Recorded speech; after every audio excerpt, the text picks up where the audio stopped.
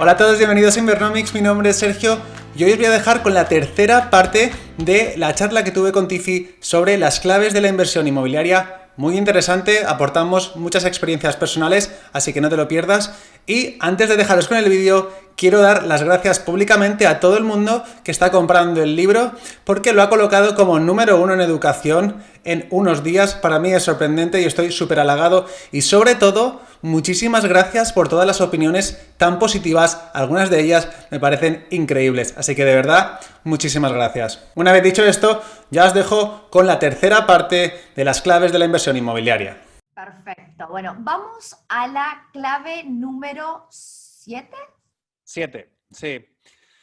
El apalancamiento. Bueno, esto es el ABC de la inversión inmobiliaria. Yo creo que sí, yo estoy siempre convencido que la gran mayoría de gente que no invierte en inmuebles es porque no entiende las matemáticas financieras del apalancamiento, porque de lo contrario, los inmuebles serían muchísimo más populares que es la bolsa. Creo que la bolsa, lo que ha hecho la gente que se dedica a la bolsa es vender muy bien el activo, siempre diciendo que las rentabilidades de la bolsa son superiores a las de los inmuebles. Pero claro, aquí hay cosas que no dicen. Y es que si tú, primero que depende mucho de la ciudad donde estés comprando. Por ejemplo, en Australia hay ciudades que han hecho, bueno, Sydney, Melbourne y otras ciudades han ido muy bien porque yo he estado leyendo. Pero sobre todo el tema de que los retornos se comparan sin apalancarse. O sea, se comparan simplemente la apreciación y el cash flow que puedes obtener. Pero ¿quién compra en cash? Muy poca gente. Entonces, la inversión inmobiliaria en muchas ciudades con apalancamiento ha superado con creces a la rentabilidad de las bolsas. Entonces, para mí es súper importante y al final la gente tiene que entender un poco, obviamente, que el apalancamiento magnifica tanto las ganancias como las pérdidas. Por eso es muy importante que, por ejemplo, para mí una propiedad siempre tiene que cubrir el cash flow, los costes.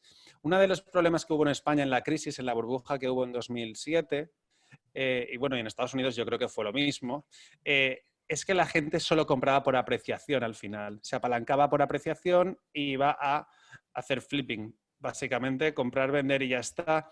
Pero para mí el cash flow es como lo que determina la salud de la operación. Si hay buen cash flow, estamos bien. Te puedes apalancar más o menos. Por ejemplo, esto es muy personal, pero yo, por ejemplo, prefiero apalancarme ahora al máximo que pueda porque el cash flow para mí, si pierdo cash flow no es un drama ahora mismo, no, yo no tengo problemas de cash flow, pero conforme voy haciendo más mayor, sí que intentaré estructurar el capital de otra forma y tener más cash flow porque será más importante en ese momento. Entonces, hay que, por ejemplo, en las inversiones, para que la gente lo entienda de forma práctica, si yo tengo, por ejemplo, un inmueble que se ha apreciado un 60% en precio, por ejemplo, pero mi retorno sobre la inversión ha sido del 200%. Y eso es lo que tiene pues eso, la magia de la inversión inmobiliaria al final es poder comprar un activo que vale 150.000 euros, por ejemplo, con solo 30.000. Esa es la gracia. Una apreciación del 10% pues serían 15.000 euros sobre esos 150.000 euros cuando tu inversión ha sido de X. Entonces se magnifica, digamos, el retorno sobre lo invertido. Este es un tema que para mí le podríamos dedicar horas. Estoy completamente de acuerdo que yo creo que la mayoría de las personas no entienden qué significa apalancarse y el poder y lo que uno le puede llegar a dar. Para explicarlo en términos bien básicos, para aquellos que están escuchando la palabra apalancarse y no saben o no entienden qué es usar plata del banco para comprar algo, ¿ok? Entonces, pensamos en distintos tipos de inversiones, no hay muchos assets, muchos bienes donde uno pueda poner el 10%, el 20%, depende de cada país y lo que presten los bancos, pero acá en Australia hasta con el 5% del valor de la propiedad uno puede comprar algo. O sea, en vez de yo tener que juntar el 100% de la plata, yo junto el 5 y el otro 95 me lo presta el banco, ¿ok? Y lo increíble es que cuando uno invierte en la bolsa tiene que invertir el 100% en realidad, ¿no? Mientras que uno está haciendo las matemáticas y cuando vos hablas del cash flow, de que mis ingresos cubran todos los egresos, incluyendo esa hipoteca que uno saca por el préstamo que pidió, que pueda sobrevivir solo y que alguien esté pagando por esa deuda por mí, ¿no? Eso es increíble, es que yo solo tuve que juntar el 5%. Y la verdad es que si estamos haciendo las cosas bien, ojalá, y es lo que debería pasar, este bien se empieza a apreciar en el tiempo, y uno tiene un bien, a final de cuentas, que se pagó solo, lo pagó otra persona por mí, yo solo tuve que hacer el 5%. Eso es lo que es increíble y por qué apalancarse es tan importante. Correcto, y además una cosa importante, desde luego que de esto se puede hablar muchísimas horas, pero apuntar que cuando uno se apalanca lo que hace es endeudarse a largo plazo con un tipo de interés idealmente fijo. Entonces, ¿qué ocurre? Que la deuda se mantiene constante, pero como la inflación, por poca que haya, hace que cada vez el inmueble se aprecie, aunque sea un poco, y las rentas del alquiler se aprecien, al final cuesta cada vez menos pagar esa deuda que adquiriste hace 20 años, por ejemplo. Esto no aplica a todos los países del mundo. Tenemos una audiencia grande en Latinoamérica y en países donde la inflación es súper, súper alta, esto no aplica porque las tasas de interés son altísimas. A mí me costó mucho, yo me mudé a Australia hace casi 6 años atrás y creo que los primeros 3 años no podía entender cómo funcionaba esta economía. Y ahora creo que entendí una buena parte de cómo funciona, y para alguien que vive en Latinoamérica y que vive en un país como Argentina, que tiene una inflación gigante y las tasas de intereses están por los techos, es muy difícil dar un paso atrás y entender por qué países bastante más estables, y Australia es bastante más estable que España, pero así todo España es mucho más estable que Argentina, esto de que el préstamo se mantenga estable y que uno pueda acceder. A ver, voy a decir que acá en Australia no existe una tasa de interés fija por 30 años. Los préstamos acá son a 30 años y lo máximo que uno puede fijar la tasa es entre 2 y 5 años, como muy, muy, muy mucho. Y en realidad, en el momento que estamos viviendo ahora, nadie quiere fijar esa tasa de interés porque las tasas de interés siguen bajando y bajando y bajando.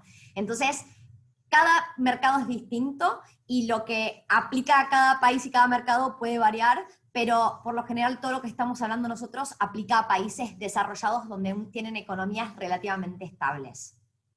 Correcto, correcto, sí, sin duda. Perfecto. Vamos con la clave número 8. Sí, la 8 para mí es muy importante, que es que hay que especializarse y yo recomiendo el residencial, la parte residencial. Para mí en general especializarse en la vida es muy interesante porque tenemos poco tiempo y creo que el futuro está para aquellos que se vuelvan expertos en ciertas cosas, ¿no? Y luego ya monetizar de alguna forma tus habilidades. Entonces, en cuanto a inmuebles, es muy complicado por el tiempo, porque al final un inmueble, la inversión inmobiliaria es genial una vez la haces, pero previo a ello hay un trabajo importante. Entonces, si tienes que conocer distintos mercados, distintas ciudades, incluso distintas zonas dentro de una ciudad grande, realmente no va a tener demasiado sentido. Es mucho mejor que empieces enfocándote en cierta zona y la estudies a fondo y seas experto y sepas cuál es el precio de mercado, porque te has movido bien, porque has preguntado mucho, porque has hecho ofertas y todo esto que ya hemos hablado. Pero aparte, en cuanto dentro de real estate puedes invertir en muchas cosas. Hay gente que, por ejemplo, le gusta la parte más comercial. Y, por ejemplo, yo, mi opinión sobre el comercial es que depende muchísimo de qué zona es. Es un mercado que es más difícil de estimar porque la economía es cada vez más digital. No sabemos qué tipo de demanda va a haber, pero en cambio todo el mundo va a tener que vivir en algún sitio. Entonces, ¿para qué complicarse innecesariamente cuando la rentabilidad, por lo menos aquí en España, entre uno y otro no es muy distinta? Y como ya he dicho antes, una rentabilidad sobre el papel más alta no quiere decir que esa vaya a ser realmente la rentabilidad que obtengas, porque si se te queda vacío el local, tienes un gran problema. Y aquí ahora mismo con la crisis tenemos un montón de locales vacíos. Entonces, es importante esa especialización porque, como ya he dicho antes, que es un mercado imperfecto, entonces los vendedores cometen más errores. Entonces, tú, si eres experto en zona y en tipo de activo, probablemente puedas aprovecharte de ello. Tal cual. Y cuando uno empieza a ir por algo que no sea residencial, puede ser industrial, comercial, podemos, dentro de las cosas comerciales, podemos estar hablando de locales que dan a la calle, si estamos hablando de hoteles, hay montones de cosas en las que uno puede invertir, pero lo que vos dijiste de que todo el mundo necesita vivir bajo un techo, y que la población crece y crece exponencialmente, con lo cual siempre debería haber demanda de hogares. Lo que vos dijiste no necesariamente es así cuando estamos hablando de industrial, comercial o cualquier otro tipo de inmueble, ¿no? Acá en Australia las cosas están yendo relativamente bien. Hay gente que sufrió la pérdida de su trabajo, pero el gobierno se dedicó a hacer políticas desde el día uno que explotó COVID. Todas las políticas y los anuncios fueron para mantener la economía y que nunca se frenara, y versus el resto del mundo, Australia está muy, muy bien. Sin embargo, cuando yo voy por la calle, si hay algo que veo, un cartel de se alquila, son miles de locales que dan a la calle, ¿eh? Entonces, para el que tenía ese tipo de inversión, por ahí la rentabilidad es mucho más alta que en Australia, pero después podés pasar año, 2 años con un inmueble vacío y tenés que tener la espalda, tenés que haber construido una buena base para poder soportar ese inmueble, si no lo vas a terminar perdiendo. Correcto, porque cuando nos apalancamos, la deuda hay que seguir pagándola, con lo cual, si ya dejas de recibir ingresos, es un problema. Y esto es todo por hoy, nos vemos muy pronto y recordad siempre, invertid con sentido.